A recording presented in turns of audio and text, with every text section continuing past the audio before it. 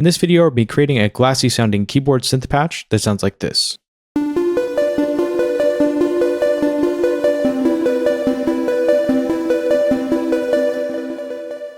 The cool part about this synthesizer patch is it has this nice textured multi-tap delay that we'll be creating by messing around with the internal audio routing menus inside of the synthesizer. So to create this, let's go ahead and turn off the initial patch that I created, and we'll load up a new one. And I went ahead and did that just to save a little bit of time here, and we can open it up.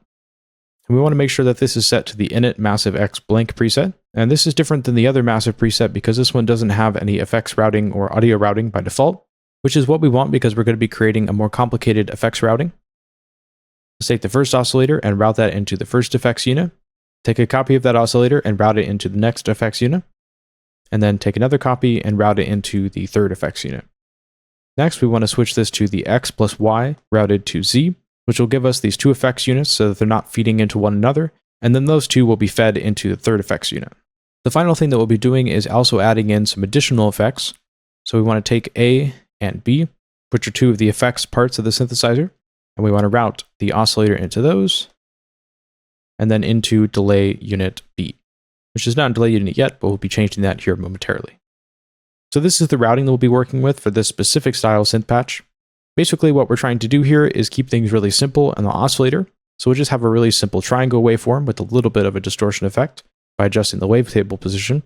And then this triangle waveform will be sent into various effects units to make it sound more interesting. So let's go ahead and adjust the wavetable. We want to bring that down so it's almost a perfect triangle wave, but then just a little bit of the saw waveform mixed in. And that sounds like this. And then next we want to move over to the amplifier envelope, make some adjustments to make this more of a keyboard sound, so it's a little bit more plucky. So we'll go to the attack, make sure that that is set to 0. We'll bring the decay down slightly to about 30 or so. Then we'll take the sustain down to just right above where the decay is, so it's probably about 30%. And then we'll bump up that release slightly. So now it sounds like this. And then next we can move into the routing on the synthesizer. So let's go over here and let's turn off all of these other routings for now. And we'll just mess around with the first delay unit. So we'll redo all the routings momentarily, but just for now, so we can listen to that soloed up, I have it routed into just this first effects unit. So let's go over to that effects unit and load up a stereo delay. And we want to leave this non-synced so that we have it sort of independently moving between the left and right channels. And so that's also independent of the BPM that we have set for a song. So we have the left channel, and then the right channel is just a little bit faster. We'll bring the feedback down slightly, and then we'll push the mix up to 100%. So we have a fully wet delayed signal, and then we'll push the flutter up as well to about 75%. So this way we have a little bit of a pitch modulation happening on the delay unit. And then we'll push the color up as well. This will give us a little bit brighter of a delayed signal. So far that just sounds like this. And then we can route up the second delay unit. So let's take the signal from the oscillator and go into the second effects slot. And we'll remove the first one just for now so we can hear this soloed out by itself.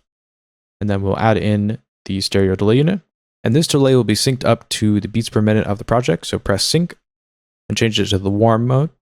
Should give us more of a vintage sound. Then we can bring the feedback down just a little bit and also push the mix all the way up to 100%. And then for the left channel, we want to have this set to a quarter note delay, so 1/4. And then for the right channel, we want to leave that on a 16th note. So what this will do is delay the signal between the different channels, giving us sort of this nice shuffled feel. Then we can push the flutter all the way up, which will add a little bit of pitch modulation to the delay, and push the color up as well. So far, if we were to stack those two different delays together, it would sound like this. So it kind of has this interesting shuffled effect you can hear between the two different delay units. We have the one that's happening in time with our project, and then we have the one that's slightly out of time, which gives it kind of this interesting shuffle. Then we can go ahead and remove those effects routings for now, and go ahead and route a dry signal into the reverb unit, which will be on effects section Z. So we can open that up and go to the reverb. You want to keep the send level where it's at, bring the mix down to about 30% or so. Take the size all the way up, and push the chorus all the way up as well, so that we have a nice and lush sounding reverb.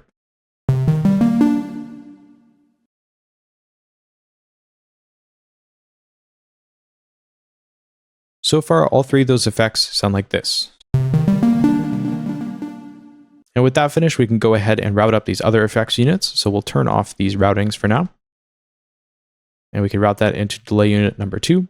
And for this, I want to go ahead and move over to effects slot A and load up a bit crusher.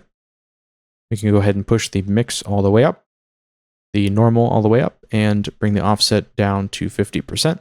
And that sounds like this so far. So not very interesting by itself, but what we'll be doing is using some modulation on the crush value to move it back and forth. So we'll be assigning this to an LFO.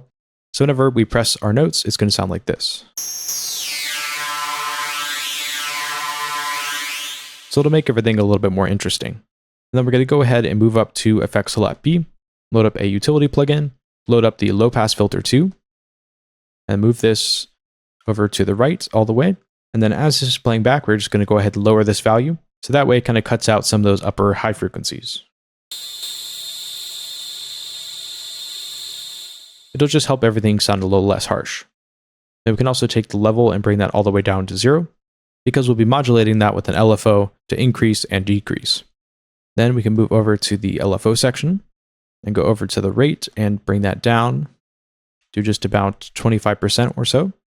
We can leave all these settings like they are as default, except for the unipolar mode. I'm going to change that from bipolar to unipolar, so that way the modulation only moves in one direction.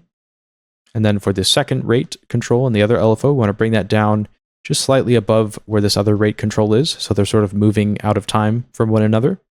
I'm going to change this to a sine waveform, and then we also want to change that to unipolar as well. Then we can go ahead and move back to the bit crusher effect, and go to our first LFO, and go ahead and move that to the left just slightly. We can also increase the amount. And now it gives us that modulation and movement on the bit crusher. Then we want to move over to the second effects unit, the utility plugin, and assign the second LFO, LFO number 5, to the level control on this effects unit. So now with those modulations, everything sounds like this.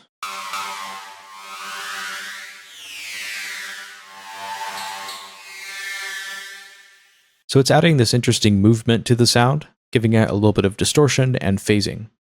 With that out of the way, we can go ahead and go back to the routing and route everything up again. So route into the first delay, route into the second delay, and then also route that dry signal into the reverb. So now our finished patch sounds like this.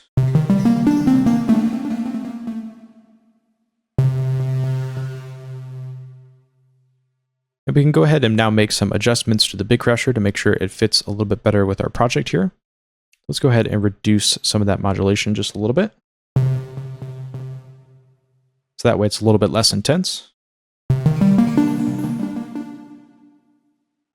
We can maybe move that over to the left. And then we can also reduce the volume as well. So just bring that down just slightly.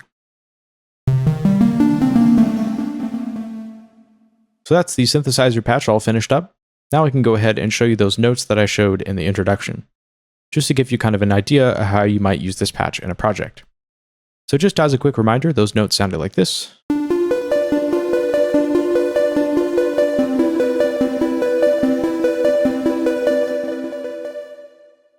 Now if we were to look at these notes, it's just a really simple arpeggio pattern. So it starts off on this D note, and then moves up 3 semitones to this F, and then it moves up to a B and a D note again. So we're going between those 2 different octaves, which is something I like to do a lot in my compositions, and we're moving up 3 semitones, and then we're moving up 3 semitones again here. So from this B note to the D note, that's also 3 semitones as well. So we're kind of just moving up that scale, and this provides a bit more of a melodic interest. So essentially what's happening here is it's just playing really simple chord intervals. That pattern repeats 4 times, and then we have it happen again, but we change up the notes to the other notes in the scale, which in this case is C and this E, and then it goes back up to these first initial notes that we had in the initial arpeggio.